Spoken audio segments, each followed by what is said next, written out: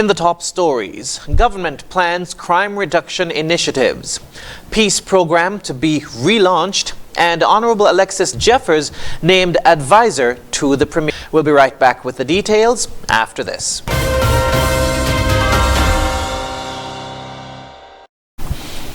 Hello and welcome to the ZIZ Major Newscast. I'm Jason Davis. The Ministry of National Security has been working to ensure that the safety and security of citizens and residents remain a priority within the Federation of St. Kitts and Nevis. That's according to information out of government headquarters, which says several crime reduction initiatives are in effect, including the continuous use of science and technology for crime prevention and problem solving, the acceptance and active support of the current social intervention programs, as well as specialized training for the police in areas such as ballistics and DNA testing, cybercrime, and intelligence. Another crime reduction strategy relates to community policing, with specific attention to training to target a reduction in repeat offenders by forging stronger community relationships, reducing gang membership recruitment, and establishing safe havens for at-risk youth. The statement said the government also plans to improve cooperation and close relationship between the Explorers Youth Clubs, the security forces, and other interest groups. Permanent Secretary in the Ministry of National Security, Cecile Hull, was quoted as saying, "It is the ministry's intention to reintroduce our schools to programs such as Magic, TAPS, Cadet Corps, and Sea Cadets. Additionally, the National Drug Council will expand the reach and efficacy of drug prevention and intervention efforts, focusing on the most vulnerable populations." End quote. MAGIC, which stands for Mentoring, Advising, Guiding, and Instructing Children, targets 6th graders addressing issues such as peer pressure, bullying, and cyber interference. TAPS, or Teen and Police Service, is a joint initiative among the police force, the Ministry and National Security, and the Ministry of Education, which aims to strengthen the relationship between at-risk youth and law enforcement through learning, social interaction, and collaborative discussions. Both programs were first introduced in 2014 and will be reintroduced as part of the ministry's crime reduction strategies.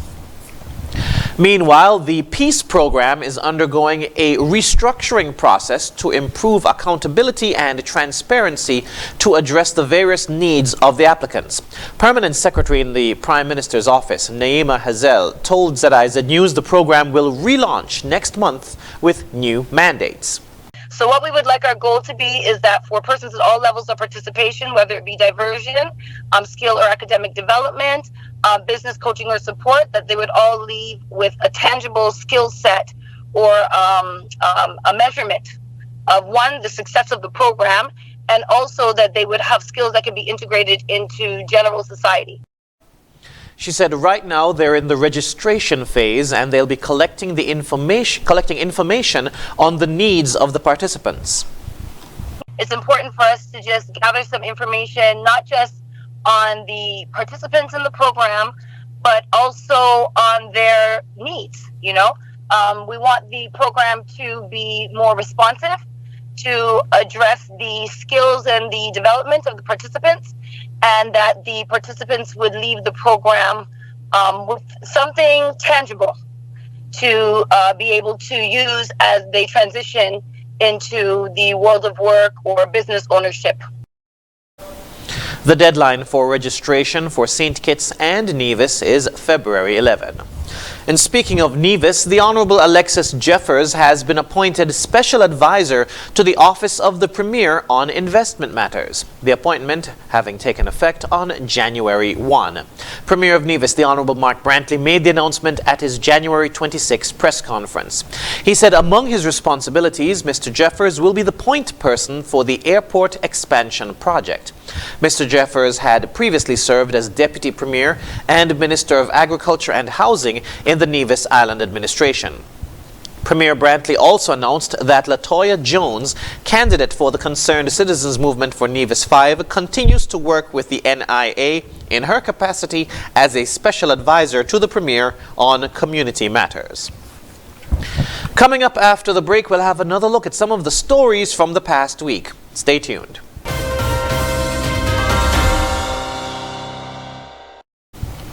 Welcome back. On Friday morning, police began their investigations into a homicide in Bird Rock that occurred sometime during the night. Here's that story. The police are investigating the death of 29-year-old Dequan Maloney of McKnight, but who resided at Bird Rock. According to a police statement, sometime between 10 and 11 p.m. on Thursday, multiple explosive sounds were heard in the Mourne Heights area where Maloney resided. However, nothing was reported to the police. Close to 5 a.m. on Friday, January 27, 2023, a report was made to the police of a body being found in that area.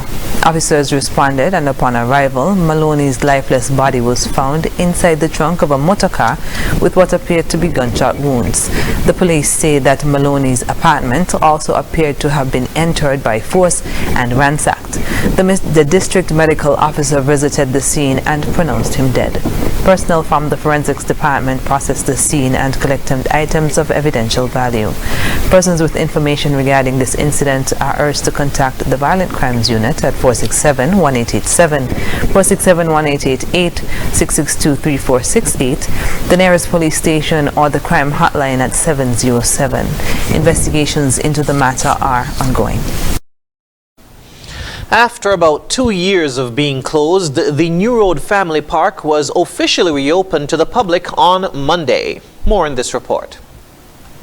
Government officials and residents of the area were among those in attendance on Monday afternoon for a ceremony to officially reopen the New Road Family Park. The park had been closed for about 2 years due to COVID restrictions and then to address problems of erosion and stability. With some assistance from the Republic of China Taiwan, the erosion was addressed and new equipment has been installed. Addressing the gathering, Resident Ambassador of the Republic of China Taiwan, His Excellency Michael Lin, said their involvement in the reconstruction of the park is an indication of their commitment to help improve the lives of the people of the Federation. In 2014, the government of Taiwan and its people financed this park to the people of the Federation to highlight the long-standing friendship between our two countries. After all these years, the equipment and facility were aged and fade away and need to be replaced. But the friendship will never fade away. This is why we decided to once again finance the renovation of this park to further strengthen our commitment to improve the quality of life of Kitishan and division. Parliamentary representative for the area, the Honorable Marsha Henderson, encouraged the public to make use of the amenities. But it's more than a pretty park. It's a park where you can come on the weekend and unwind. You can come here at afternoons and exercise. You can come with your family and just sit and relax. And this is in keeping with our government's objective, as we said when we campaigned, to provide green spaces for our residents. And so this afternoon it is indeed a pleasure.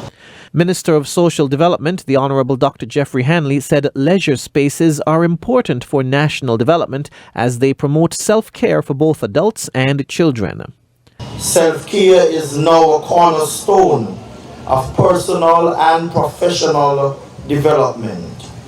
As our people continue to be our greatest and most prized asset for development and export, it is imperative that we provide safe spaces for children to be children, as fun and play are critical in child development. The reconstruction and upgrade of the park cost just over $300,000. Ministry officials have encouraged families to make use of the new park as the playground offers recreational space for children and a gym and walking path allow adults to engage in healthy activities. Jason Davis for ZIZ News.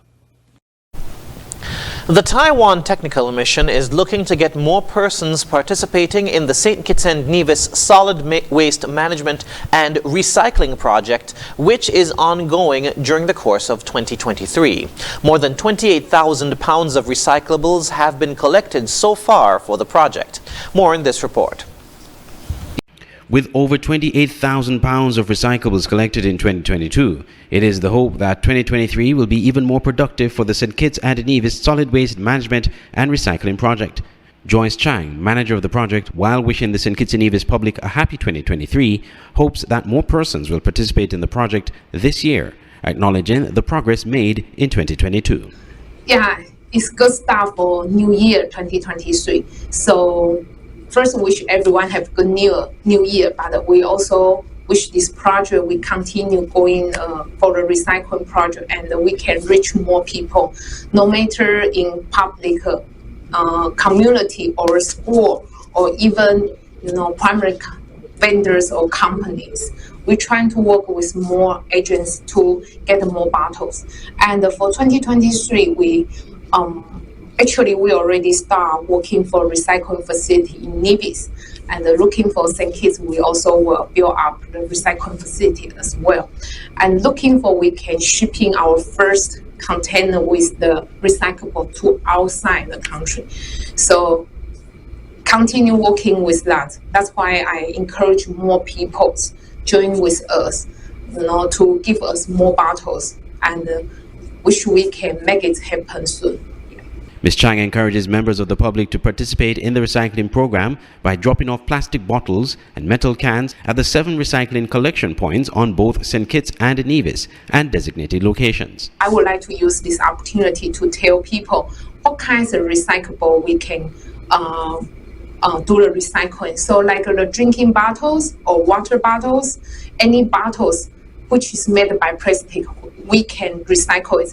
Not only for bottles, but sometimes the food container, like a vegetable, mushroom, the container, or the detergents bottles, we all can recycle it. Yeah, but some plastic material we cannot recycle. One thing is the egg box, which is a set made by xylophones. Yeah, or the shopping bag, the plastic shopping bag, which the material is too soft to reuse or recycle. So unfortunately, that will be the garbage. It cannot be recycled. So all the plastic bottles or containers, once you want to do recycling, first trying to make sure it's clean. So if some liquid inside, trying to dry it, clean it, and then to compress it, then sort out in different bins, so you collect more bottles. On St. Kitts, there are 3 collection points: in Connery at the bus stop near the airport roundabout, and Buckley's across the road from Best Buy supermarket. These collection points will alternate every Tuesday from 9 a.m. to 5 p.m. The 3rd location will be in Deer Bay on the last Saturday of each month. On Nevis, there are 4 collection points. The empty lot between Delta Petroleum gas station and Old House Cafe, these will open on the Friday of every 2nd week of odd months, such as January, March, and May.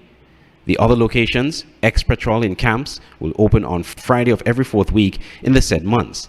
Big 6 in Gingerland, the Friday of every 2nd week in even months, such as February, April, and June.